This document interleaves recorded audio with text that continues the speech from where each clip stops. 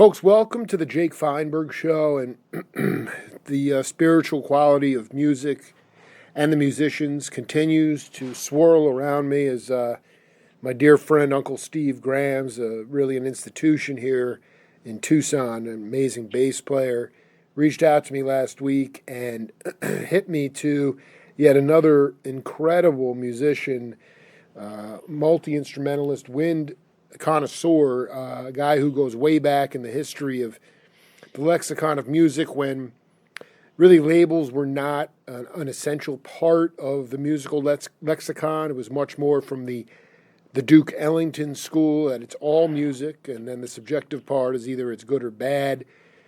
My guest really cut his teeth in a bastion of blues and jazz in Chicago, and had his own band in his own right, and really was merging what you would consider probably rock, jazz, blues in some kind of fusion bag. He continues today down in Bisbee, Arizona. T.S. Webb, welcome to the Jake Feinberg Show. How you doing, man? Good to hear all of you. Hey, man, it's great to hear you, Beb. I just kind of wanted you to talk about the idea of if, early on, did you basically pick up the instrument and learn tunes by ear before you learned to read music? Oh, no. I was very, very fortunate in that my father was a trumpet player. Wow. And my mother was a school teacher, and in her days, they had to know piano, too. So my mother could play piano, and my dad was a great trumpet. He was a utility man in Local 10208, the Chicago Musicians Union, and he was the kind of guy they called in during the Depression to play the piccolo trumpet parts on a B-flat horn on the regular trumpet. Wow. In other words, they could hire one guy because they couldn't afford three piccolo trumpets because the piccolos are very quiet compared to a B-flat horn.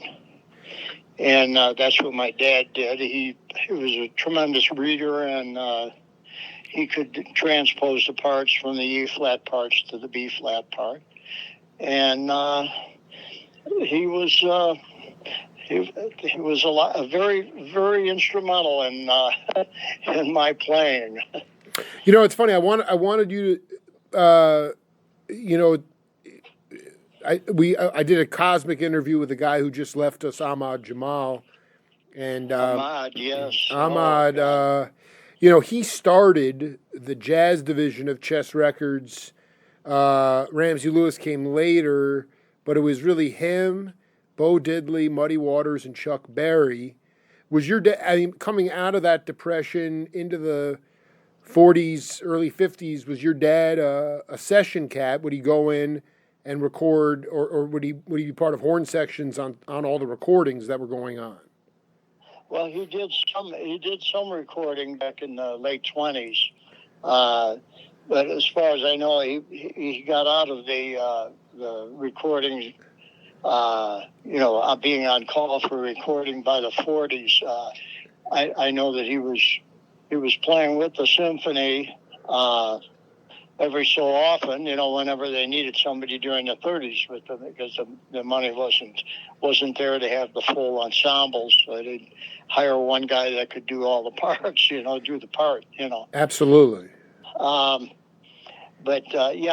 then he joined the Army, and he was with the 5th Army Band for a short time, and then he was the bugler got sick, and he had to take the bugler's spot, so he took his trumpet out, and he was blowing reveille, and it just turned out that the great tank commander, General Patton, happened to be up at Fort Sheridan, and he was playing taps, and he said, "Get that guy in here." So Next thing my dad knew, he was in North Africa. Well, he got trained in penetration troops with the British, and then went to North Africa. Holy cow!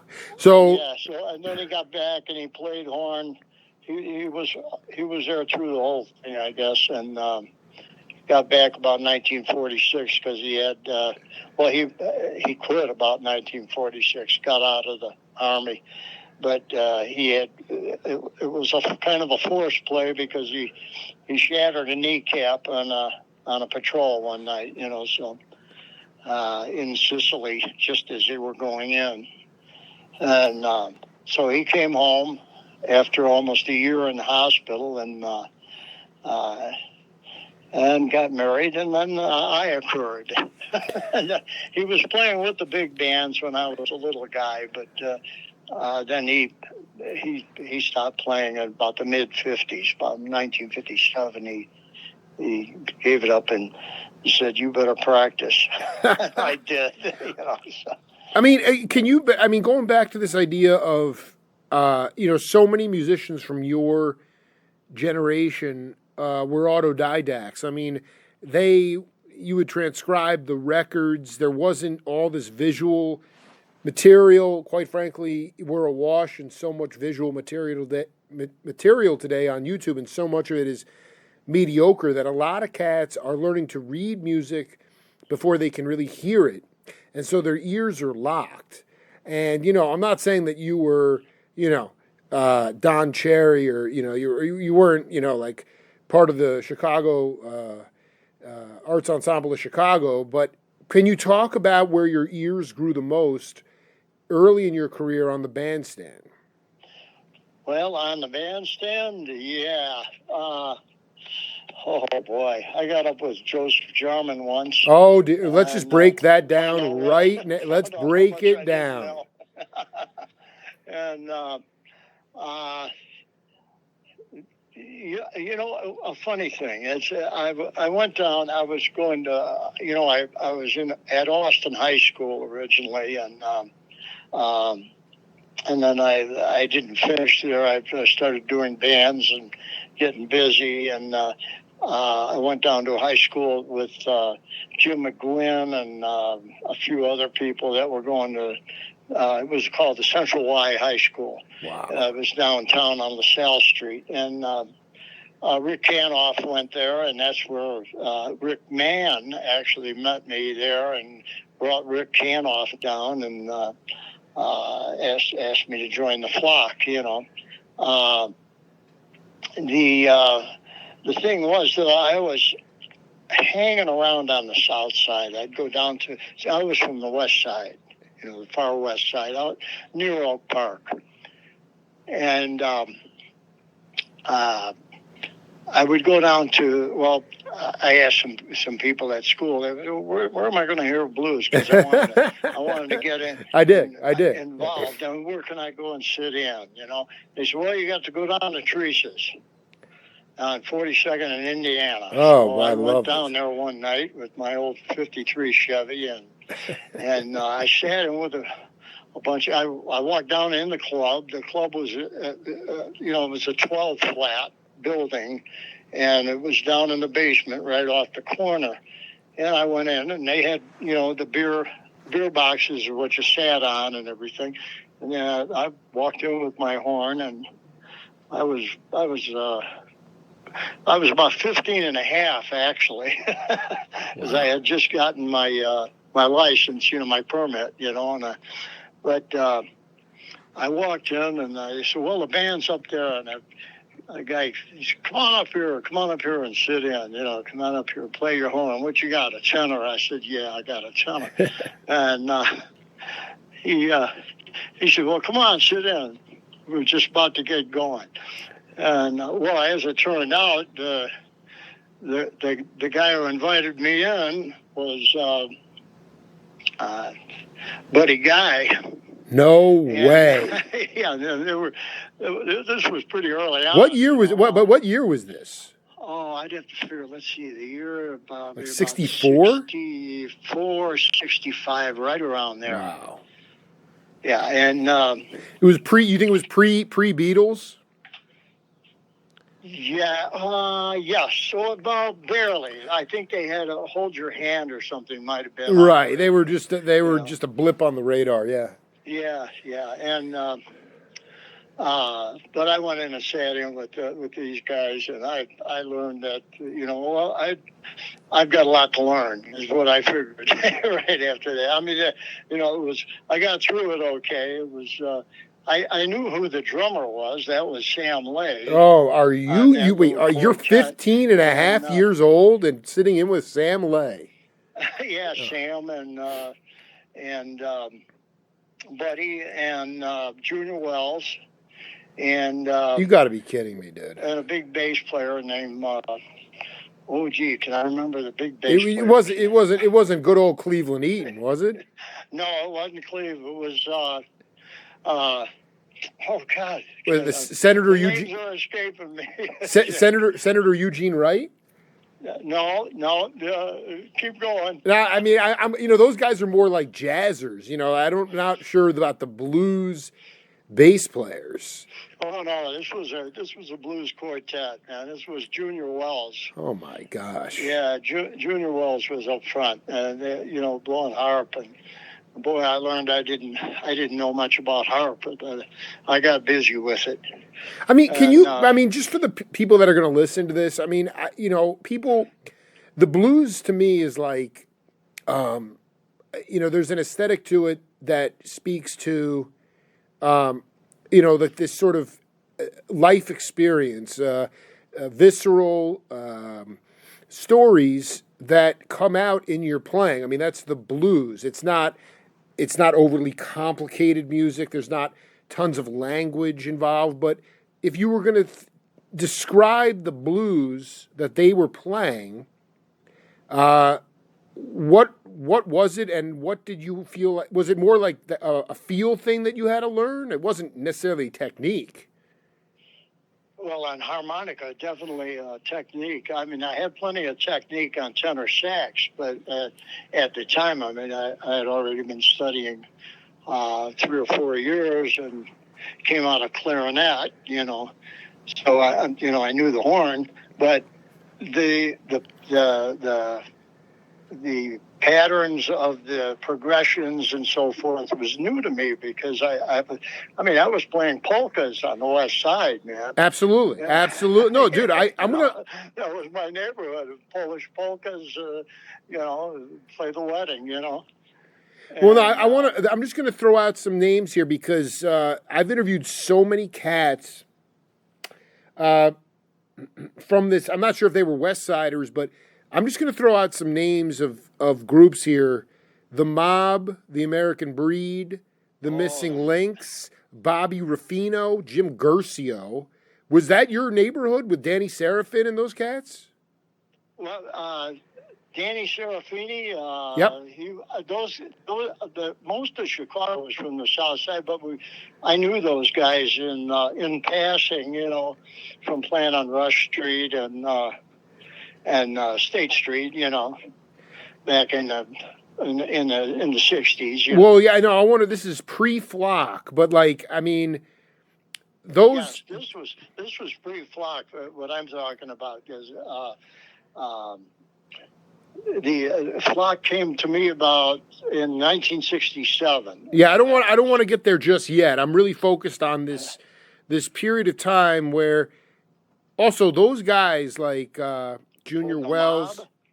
Well, Junior Wells and those. I mean, they. I just know in talking to so many of those guys. Does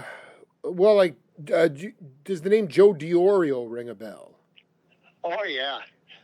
Joe is in my 5th book. I went to visit. He passed recently. I went to visit him in Waterbury, Connecticut, about 4 years ago, and he said that he said the same thing you did. He said, I'm going to go. I got to learn this music, and I'm not going to learn it anywhere but the South Side. So he went down there, and it was Jody Christian and Eddie Buster and Sonny Stitt, and it just almost doesn't seem, and I don't think Old Town was even in existence at that point, but I'm just wondering about how accessible those guys were in terms of welcoming to you? Like you felt like there was no bad vibe there, even though there was a lot of, No, it was wonderful. I walked down in a bar and I was underage and everything, and a couple of gals said, "Sit down right here." I was just a little white kid, basically. Was standing there with a big horn. And it was extremely welcoming, and Buddy, he'd yell the chords out, right. It was just a wonderful experience. It's something I carry with me at all times. I've seen Buddy since, and said hello, and we even jammed back in the 80s at some point there. I mean, he's still doing it, man. It's unbelievable. Oh yeah. So, I mean, were you somebody who was willing to dip their toe into, I'm just gonna like Cannonball, Train. Were you crossing over into the jazz realm at all? I was starting to listen to Miles.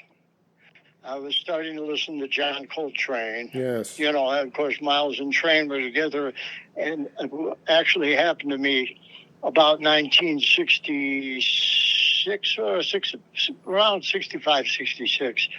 There was a place in Old Town that I booked my band there. And actually, it was the first place I met Ricky Canoff, but just in passing. Was it called the Pussycat or no? No, it was Like Young. How do you spell that? It was a teen club right in the middle of the block, just south of North Avenue, between North and Lemoyne, or the next street down. And I played with my band down there. We were all kids from the West Side, and I walked down the street on the break, and there was a club, and I can't remember the name of the club right now. It was a blonde building on the east side of the street anyway. And I looked in the window, and there was two black guys in there, and one guy had a tenor. He was a big guy with a tenor, and the other guy was Miles Davis. Oh, my God. And I stood there at the window and looked at these guys, and I said, man, I want to play like that someday. Wow. That was as close as I got to Miles as a young man. But later on, I met him in the studio at CBS. Tino Macero, actually, in 1977, came to Chicago to produce a couple albums with me. You get out of here, dude. Wait, well, Tio? Hold on. What was it the Plug Nickel that you saw, Miles? No, it wasn't a Nickel. It was another place down the street. I cannot think of the name. It's all right. It's all right. I can picture the building, but I think it might have been one of Joe Siegel's operations. Joe Siegel was putting on jazz concerts, in different places, Absolutely. I mean, I know these guys were a little, you were just sort of getting going, but, Mr. Kelly's, there was great piano players escaping my memory right now, but Mighty Joe Young. I mean, were you somebody who was caught up in post bebop, or were you just trying to survive? Well, it was more post. It was more the post bebop stuff. I mean, once I got a hold of it, I remember the name of the tune, and it was a 45. Right. And once I heard that, it was Miles, and Train was on it. It was Green Haze. Green Haze. Was the name of the single. Oh. Green Haze. And you could imagine what that is. I forget what the B-side was, but I studied that. I said, man, this guy is playing trumpet and this guy is playing tenor, and they're working together so beautifully. And it just raised my raised my need to find out what this stuff was all about. You know. Oh my God. That was a great record, and I don't know where I got it. It was, there was record stores around in those days, but I played it until it wouldn't play anymore. And that was Green Haze by Miles Davis, and that started it. And then I started to pick up some like Gene Ammons or something, maybe Gene Ammons, or people like which. Oh yeah, well, see, my dad knew all those cats, and holy cow. he was familiar with me. He says, "This is the guy you got to listen to, and this is the guy you got to listen to." He didn't think a lot of Miles at the time, but it was more specific styling. My dad was a real tone conscious, technique conscious player. He was a real, what you'd call a great mechanic. Yeah, he was a tactician of sorts. Right, and I mean they'd call him in to read the stuff, And right, he could read flypaper. Yeah. Yeah, flypaper. Exactly. That's awesome. Like no, so I mean, Venice, that was one of his practice tunes, and he do it in hyperspeed. Is there a story you can share? It doesn't have to be the first time, but when you made a conscious effort to basically, throw the music away, so to speak, like channel your own, channel information coming through you from above, and not worry about the notes on the page. Was there a band, or was there a moment when you sort of, because to me, like at that point in the music that we're talking about, so many cats, when they got to that point where they stopped worrying about being perfect and they stopped playing with fear, it was one of the most liberating things in their life. Yeah. You just said it, Jake. You just said it, brother. Was that the flock? I mean, was that the flock, or did you have a band before where you guys were like, "Hey, man, let's just let's just start a theme here and let's riff on that theme"? Oh yeah, we did some improvisational stuff. See, I have to go back to my dad again. Do it. He always said to me, I mean, it was every day, you hear me practice. You've got to know the horn, you've got to know the instrument. And the best way to do that is do the scales and the exercise and the long tones, of course, for your tone. But then the next thing you really have to think about is improvisation. So he always stressed improvisation with me. See, he was never demanded to improvise in his settings mainly. He was a utility man, But you're saying, I mean, when you on for solos, he was kind of doing like he was doing more like colors and stuff. He wasn't really. He wasn't he wasn't improvising. He could improvise, but in the jobs he was in, he got through the union and so forth were utility jobs. Where somebody you could just whip a piece of music in front of them and he'd just burn it off like nothing. Sure. The way it's written, bam, So if it was well written, it sounded great. And then he wasn't asked to improvise much. Exactly. But he demanded that I learn improvisation. Wow. So is that? I mean, that I need you to talk. I want you to stop right there.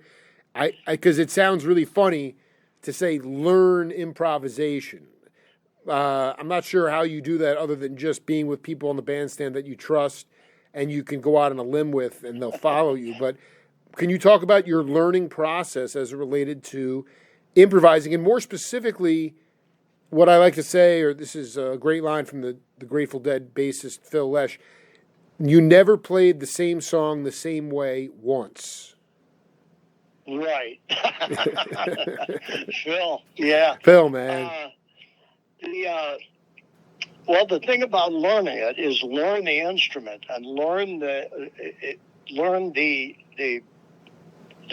roots of controlling the instrument to its max. Right. So there's no part of the instrument or the playing of the instrument that's a mystery. And then from there, I improvised. I just went right into it. I said, okay. And once you learn the formats of what's going on, then you can say something within that framework. And then, you asked about the jam sessions and so forth. Well, us West Side guys, we would throw these little things. We'd do a rehearsal, and then we'd all just play whatever we felt or whatever we heard. And that was improvisation, basically, with each other. You see, it's where you're constantly aware of others' contributions to the current moment and endeavoring to make your own contribution in such a way that it all fits together. Yeah, well, there's poetry right there from T.S. Webb, man. Unbelievable, dude. I mean, so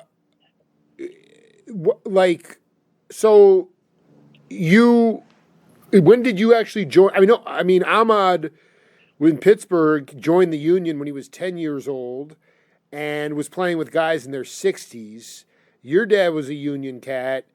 Before the Flock, did you think about being a studio shark? Not particularly a studio cat, but I definitely wanted to be Union, and my dad wanted me to be Union. So I joined at 14, where our band, we had a guy that was 16 that drove. So we booked a date through, I don't know if you're going to recognize these names, Jack Howard, who was the booking agent for the Maryland Hotel on Rush Street. Oh my gosh! And he was also he had his fingers in a lot of Loyola, sororities and that sort of thing. And so he would put the musicians in to play those parties, and he put my band in. We joined the Union. I was 14. When I first joined, and all the rest of the guys in my band were right in between 16 and 14. Were were you allowed? Would they hold your paychecks for you, or were you allowed to cash your checks? Jack Howard paid us cash. Cash, I love it, dude. Make it real simple. In other words, I love it. In other words, the booking agent handled everything, That is with so these young classic. kids, So those were the days, boy, I'll tell you. Well, I mean, it seemed to me that a musician was a viable profession at that time. It's so hard for at 45, my peers and younger. It's just the way our society views music now. It seems like it's a musician's gift to the world. It's you can pay to play, or you can play for the door. Before, music really, and like you talked about your dad during the Depression. I mean, significance of music in our culture was really dynamic at that time. It's not that way anymore. Oh yeah, definitely. Did you? So, I did 2 classic interviews, and he's still with us. I hope he's doing all right. 2 interviews with Phil Upchurch. And oh yeah, Philip, yeah, and I know his son too.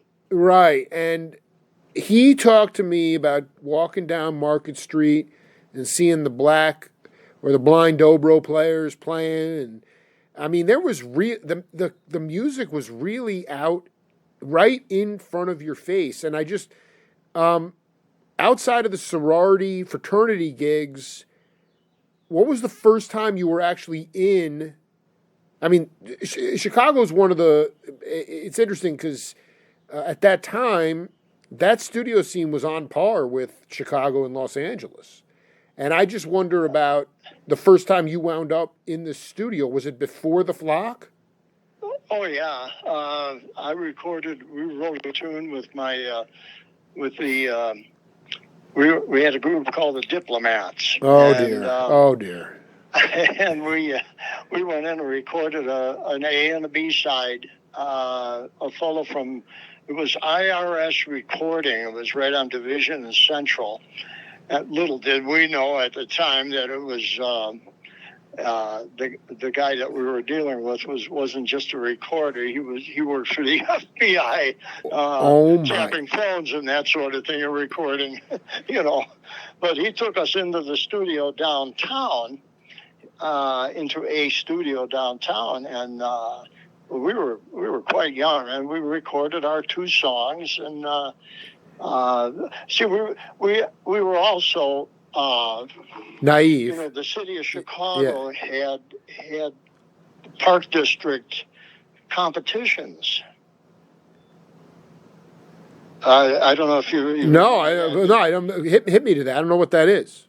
Battles of the bands, so to speak. Sure. You know, and we played a lot of those, and then we took second place at the final, and we won the recording through this guy at IRS, and we went and recorded our singles. So that was the first studio experience we had, you know. So you won the Battle of the Bands, and this cat said, "Come on and cut a 45." Yeah. Did that 45 actually see the light of day? I mean, do you have a copy of that? I have no idea where it is. I know Dan Sandercola had one, but Dan left us in 2004, and I don't know if his wife gave it to one of the other musicians in the neighborhood or what. That was 2004, and I didn't keep track of what happened to the disc. Sure. Yeah. What was the first? What was so? I mean, like after that, what was the first time that you actually got your hands on a record that you recorded? Let's see. I want to say with the Flock. Yeah. It was a definite finalization of a lot of attempts. You know. We recorded down on Michigan Avenue while they were a 5-piece, and then Rick asked myself and Frank Posa to join after meeting us, and we all played together, and it worked wonderfully, you know. So, and Rick was one of the greatest guys I've ever known. He was like a brother to me, you know, fellow horn man, and that was really a drag when he passed. But we went into the studio on Michigan Avenue. We were managed by George Badonsky and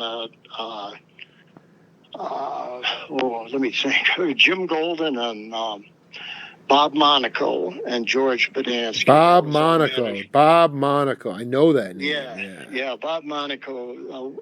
He was on the West Coast later on. Yes, that's right. Producing bands. But Jim Golden was the head of the record label there, and it was Destination Records at that time, I think.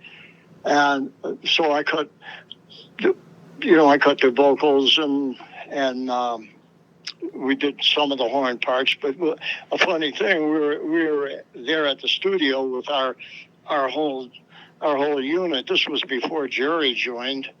Was Jerry a roadie at this point? Yeah. Yeah. Unbelievable. Because I got to send you my interview. I got to send you my interview with Jerry. It's a legendary interview.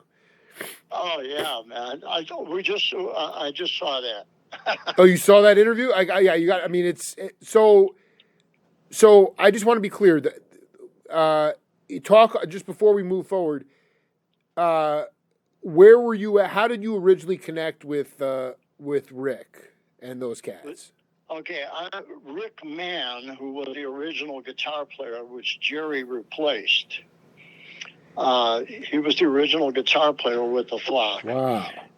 He was from Evanston. His Rick Mann, yeah. I guess his stepdad was a professor, and Rick was a wild guy. He was just a wonderful human being. And he went on later on to play I mean, it was a drag, having to see him be fired. The organization just couldn't handle 8 people, so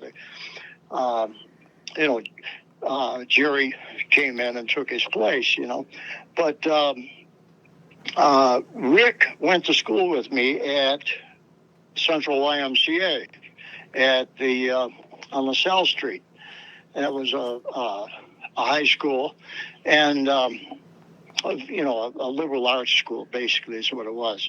And Rick, I had met Rick Canoff previously, but Rick came down to school one day with Rick Mann, right, and introduced him to me again. I said, "Oh yeah, I saw you at Lake Young." Is that one of those things? Yeah, right. And talked to me and asked me if I was interested.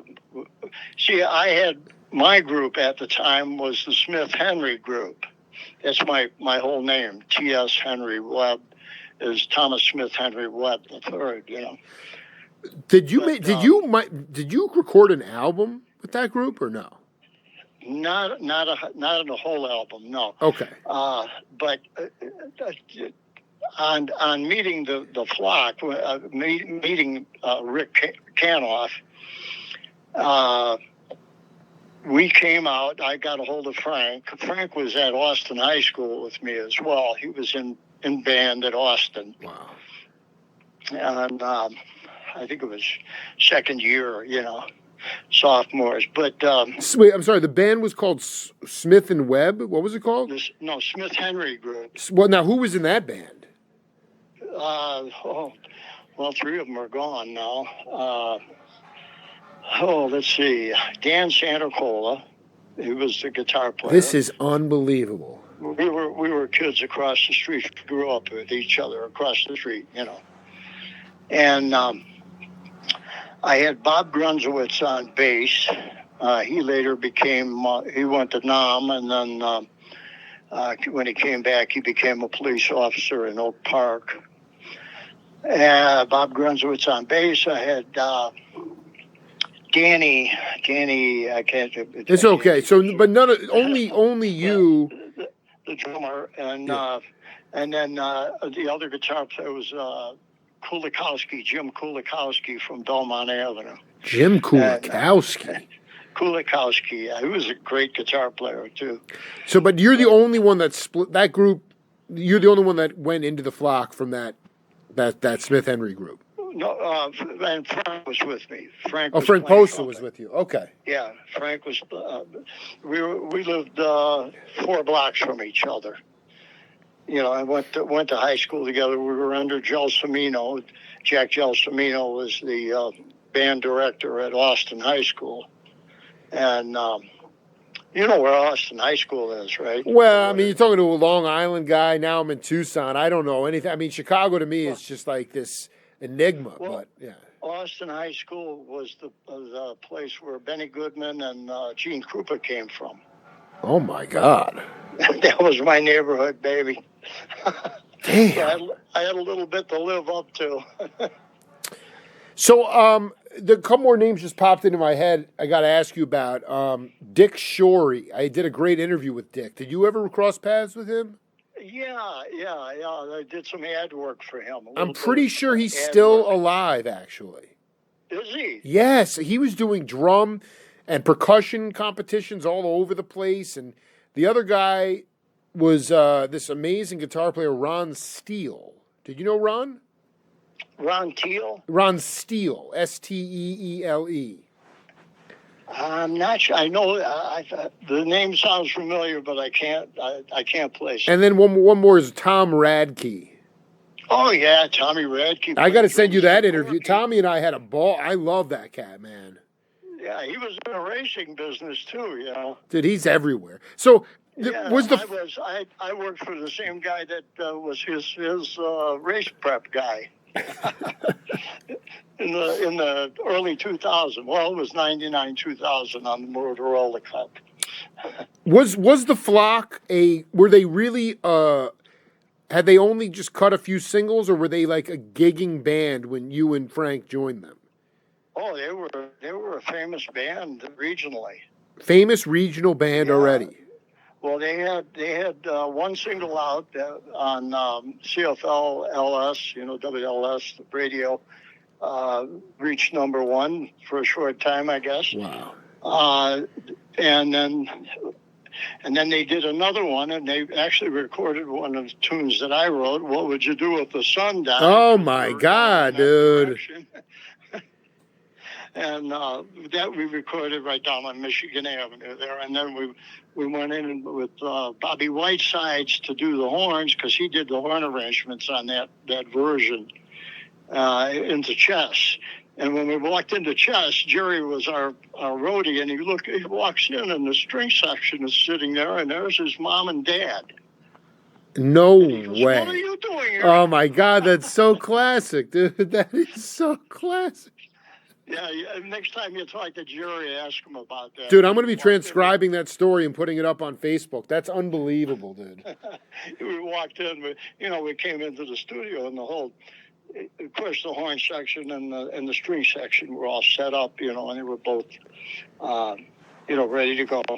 And we looked in the window, or Jerry looked in the window, and he goes, "What are you doing here?" There's his mom and dad. His dad played viola at that time, I think. And they had the charts for it. I think Saul Bobrov might have done the charts on that tune, too. So essentially, though, this is an important part, because, like, with Blood, Sweat, and Tears, they had studio booked out for weeks, if not months at a time. And, my sort of envisioning of the whole thing was that they all hit at one time, but it was a layered situation. So you guys would you cut the rhythm tracks first and then do horns and then vocals, or how would you layer the flock music? Well, as I recall, on the first album, when we were in CBS, we did a live, but we had separate rooms and a lot of dividers and baffles. And baffles, and our producer at the time was the guy who produced the symphonic. He was in the symphonic division of CBS. Right. And when we went in, we wanted to do it live because we had been playing live. John McClure was his name, right? Yeah, John McClure and Doug. I forget the last name. But yeah. Doug was a great engineer, and at CBS they used, 3 engineers because they were running a safety and they're running, a lot of machines. But they put us in we did a lot of the cuts live. Okay, this is really important. Overdubbed, to thicken up the horns and to thicken up certain tracks. We would do them over again, like recording it live twice almost, or just the horn section over your parts so it beefed it up, really drove it into the tape, But you maybe layered that again, but you're telling me that first record, you guys were in separate rooms, or were you all in the same room? Well, of course, the drums were in isolation. Was it a booth or like? It was a big booth. It was like a whole room, Wow. And I think Smith. I think the bass was in there too. So the drums and bass were together. Interesting. But they were taking direct on the bass. And then vocals were happening at the same time that the rhythm tracks were being laid down. And then if they needed a little bit of extra punch, you would... Right. Then we'd overdub it, yeah. Right. But what was that? Can you talk? It's so cool because... And that record was like a pretty big success, and it sounds really good. And, yeah, there's a little bit of leakage and stuff like that. But, I mean, we've gotten so far away from that now. I mean, it's like everything is pieced together now. People email their parts into other people. I know. I did some tracks. So Jerry did some tracks for me on one of the last albums I was doing a couple of years ago, before 2020, and I could just send. I just emailed. Dropboxed the stuff to Jerry, and then Jerry Dropboxed it back to my studio guy, and we just did a light mix on it, and it was wonderful. Jerry's still playing like incredibly, man. The man is. Well, he's still beyond. Yeah, man. When he reached for improvisation, here's a guy that was our roadie, and of course, my dad knew his mom and dad from the symphony. He knew who they were, in the string section. So, but this is Jerry. This is their youngest, So, that's the way my dad looked at it, And but I also want to go back to this. The first album that McClure did, you guys weren't wearing headphones either, were you? Oh, no, I think we had some phones on. You had phones on, even though you were... I mean, that to me is like the most... To me, it was still like... Yeah, there were some small baffles up maybe, but, I mean, it was just one of those kind of... Even the way they mic'd the room was so different. I mean, it was just... it was the symphony room. It's Studio A. Wow. It's gigantic. It splits in half, It's got a divider... where they drag these dividers across on hinges, and they close off half the room.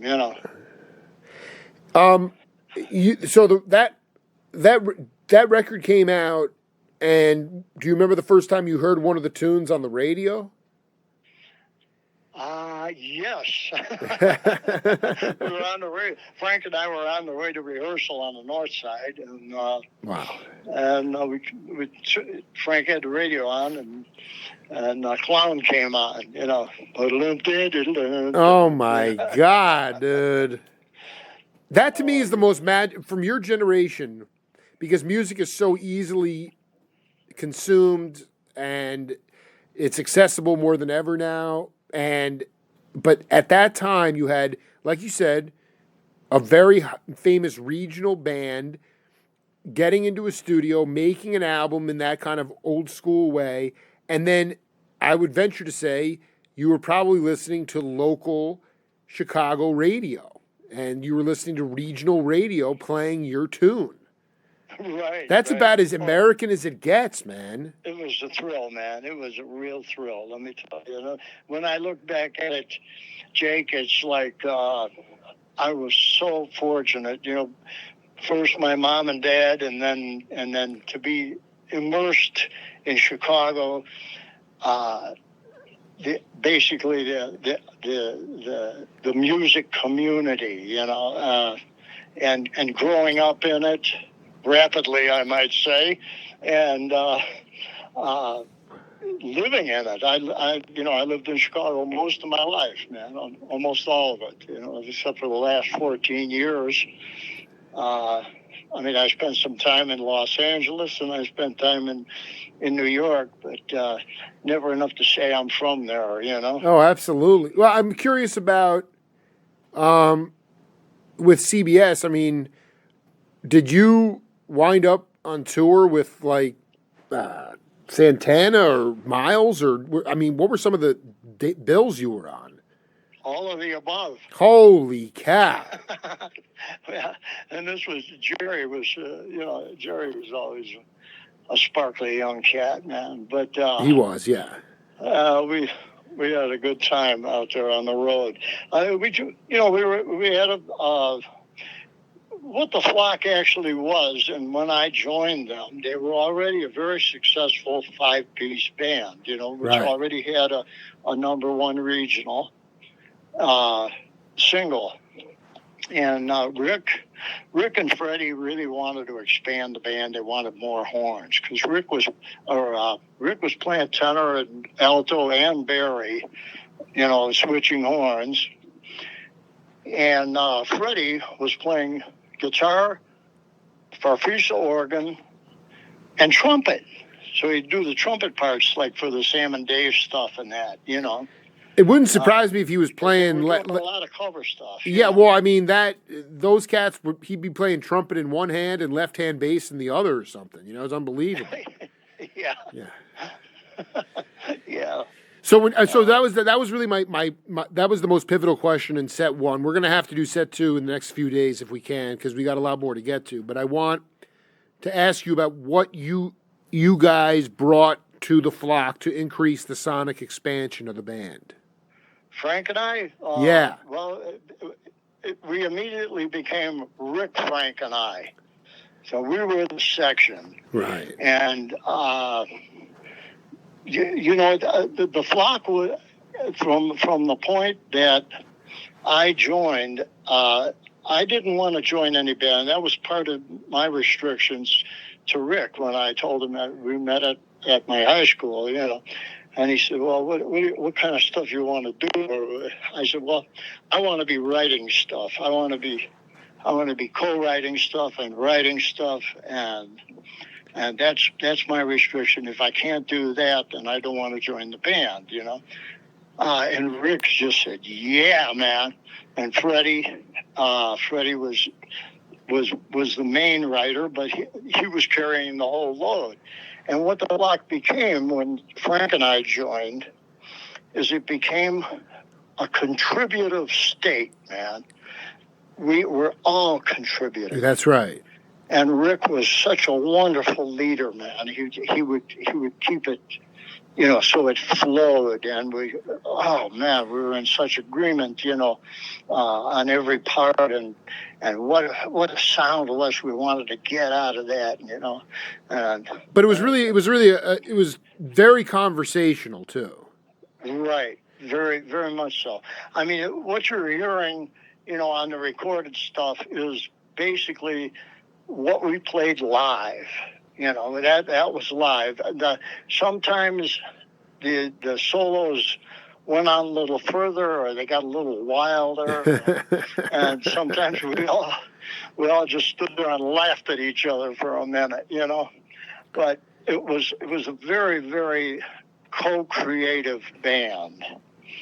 It was almost like being with Lester Bowie and Joseph Jarman and those cats, only much more organized in terms of structure. That's right. That's very well put. That's very, very well put.